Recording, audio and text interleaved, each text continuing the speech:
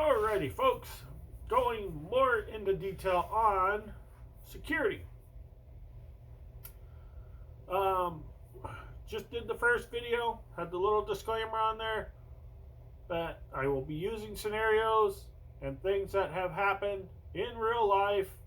I don't want people to get offended or bothered, but this is important because this is stuff that actually has happened and is happening. Understand that. If you have a business, you gotta comprehend or understand or guess or assume that if this happens here, this could happen to you. Even as a home user, you want to think of some of these things, some of these scenarios. Make sure you have your stuff secure. Starting out in a business, your servers. I've seen people doing stuff with servers that I'm like, what? Oh, you do what? You put it where? Why would you do that? I really don't understand some of it. The one business I went in to help out had some communication problems. Go in, oh, what's up? Oh, can you help me out? I said, yeah, I can help you out. What do you need help with? Well, I wanted to monitor what my front desk person's doing, and I want access to that computer so that I can look at her files and see what she's doing and what she's saving. Okay, that's fine. Yeah. Do you have a server? Yeah. Right next to the receptionist computer. Excuse me? Yeah, it's right up front. Why would you put that out front? Is your receptionist here 24/7? Oh no. Sometimes we open up early and we have people come in and, I'm like, you have glass doors and windows out front, right? Yeah. Do you have a security rail system, something else to secure that one? No. Why don't you have that server in your office? Well, why? What happens if someone breaks in? Just a pane of glass. You got her computer, you got your server. All your data's on your server. That's not making sense to me. Why wouldn't you have that through this door that the receptionist is in, into the hallway, into your office, that's a secure office, because you have a metal door, because you handle funds and you do other things in here, and you have surveillance in here. Oh, I didn't think of that. Okay, this is one of the main things I have found going into certain places where they don't think of their security. Oh, she has a username and login. Yeah, there's software out there I can put on a CD and load in and crack usernames and passwords. That's not a problem. I can pull the drive out, put it in another computer, retrieve information. There's hard drive caddies that you hook up USB wise, you put that drive in, boop, boop, boop, boop, and you can take data from it. You can do all kinds of stuff from it. These are things that really are security. It's not just your logins, your firewall, your virus scan. Network security is really one of the big ones that seems to be coming up more and more and more and more. Now, it's not network security as in I'm an ATM company and I have all these different servers and I have to network secure them. No. This is actually your hardware security. Your routers, your modems, your other things. They all have USB ports now. They have all these multiple functions. They can be reflashed with firmware. They can be People can do all kinds of things with these. That's why it's important, again, physical security, where these items actually are. One of the other scary parts is like with Wi-Fi. Some places, like hotels, I've seen, they have Wi-Fi mounted in hotel rooms. One of the hotels I stayed at, it was mounted on the wall in the room. I'm like, that is ugly as hell, number one, to have that mounted on that wall. Number two, if I wanted to be really malicious, I could have had a field day probably with that. I could have took that off the wall and had a live network cable to wherever that is run to. Hopefully, that I highly doubt that Wi-Fi was on a separate computer than the hotel check-in and everything else. I doubt it. I'm sure that Wi-Fi was all tied in together, because it wasn't that fancy of a hotel, and I'm sure they didn't spend thousands of dollars to have proper network security. So, these are things that really, when you do things in a business, you might want to consider. Because there's all kinds of scenarios going on. Disgruntled employees. People stealing data just to steal data. Stealing data to sell data. Look at WikiLeaks. That's another prime example of something that did happen. Now, I understand that's government and government secrets and government documents, but couldn't that just as well have happened in your business? What if you have an employee that you decided, oh, he's not doing so good, he's slacking, he's doing this, I'm going to give him a raise, but I'm going to give him like a quarter an hour raise, and he thinks he needs a $2 an hour raise, and he's disgruntled. And he's working in your business. It could be any kind of a business. This could be someone who just files documents. Guess what? He has access to every document that goes through his hands. There is security that needs to be in place to make sure that this individual cannot just scan documents, save them on a USB, or email them out. These are business securities that you want to consider. Same thing as in the home. You don't want to leave a bunch of documents laying around that are important. What if someone breaks into your home? What has the highest value to that person who breaks in? You have a $300, $400 laptop. You have a gaming computer. Let's say it's a $3,000 gaming computer. You have an envelope with all your tax returns and all your information and your house loan and all of that stuff in a folder.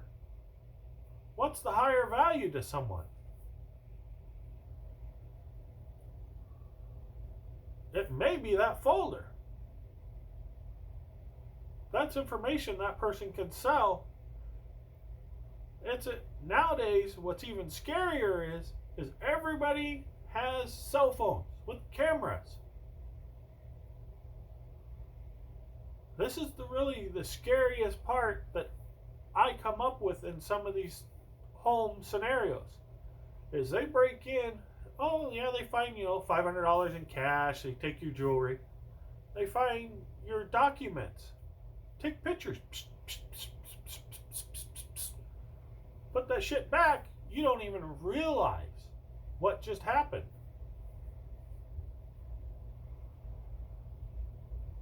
there's a reason why most business style or most big filing cabinets have locks.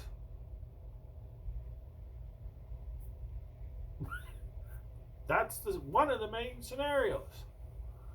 These are some of the little minor issues that I wanted to bring up. That, I've always thought about this over the years. You hear about these break-ins and, oh yeah, they didn't see much and they didn't, find much missing, or they found this or they found that, or question it.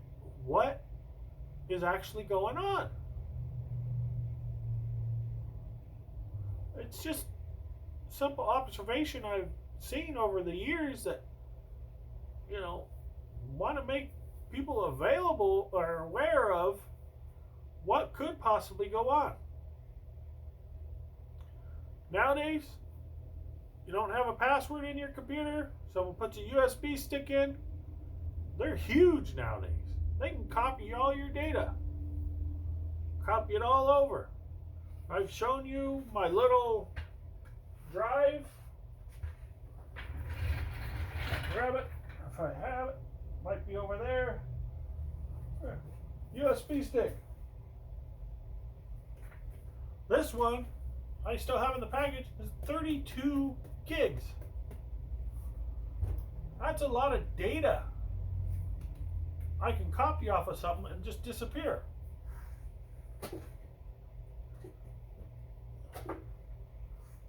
External hard drives, a lot of things. So next video I have coming up will be users accounts. That is one of the big things I see a lot of too, is how people log in. Like I said, this is going to be multiple videos of a lot of information, but I want everybody to be aware of it. This is not just a business only scenario.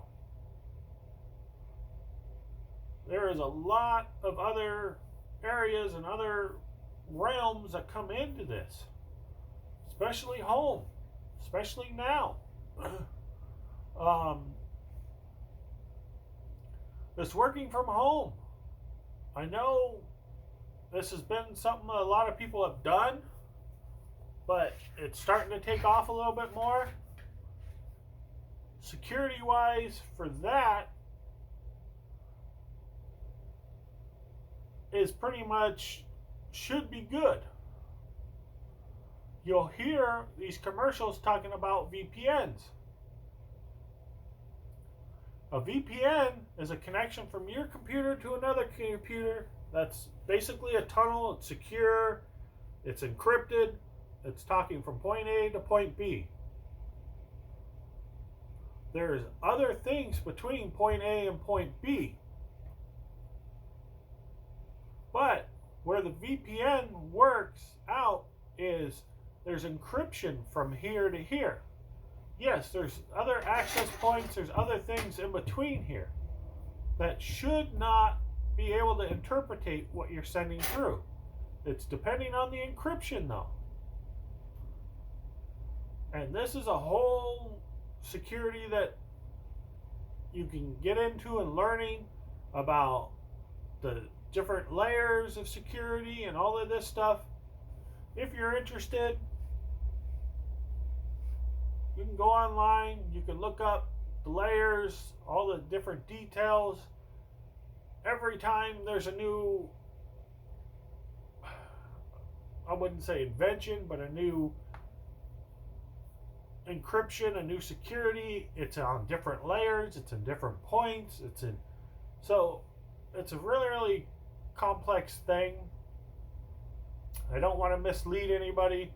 I don't want to put out any incorrect information on this, because it's a really fluid changing thing depending on what encryption levels and all of that type of stuff you want to run. That's a whole different researching and a whole different category. I might do a video on some of that, but that's very in depth. For a home user, you won't need too much of that. Business wise, you'll need some of it. If you get into banking and financial institutions, you need a lot of it. That's when the security and the risk management and all of that comes in place. Another term I brought up, risk management. That's basically what I'm teaching you, is how you protect yourself and how you know you're safe so you don't get in trouble. Is basically the way I'm going to sum it up for you. When you get into being a security IT specialist, it gets really complicated. It gets into a lot of terms. When I was in school for some of that, there's a lot of terms, a lot of words. A lot of words are the same words but have different meanings depending on where it's used. So I don't want to get into that, because if you say one thing, people can misinterpret it as doing something way different, because where you're talking about in this scenario at this point, it means this, but this scenario and this point, it means something way different. That's one problem I had with that. So I think I'm going to wrap that one up. I'm going to get into best practices and procedures on logging in and passwords. There are some general best practices that I know a lot of people aren't following. It's gotten to a point where I would say 90% of people probably are not following these. So I'm assuming you will want to watch this. I would say like, subscribe, comment, but nobody's bothering to subscribe. So at least watch, comment. If you can subscribe, do it. Like I said, there's going to be a lot of content coming out, a lot of details coming out. Don't know how long I'll be doing videos today. It might be a few days of videos to get through what I want to cover. They will be posting. Keep an eye out. Like I said, hit the subscribe, hit the bell. You'll get the notifications and you'll know when this stuff comes out. Thank you. Let me end this one and move on to the next.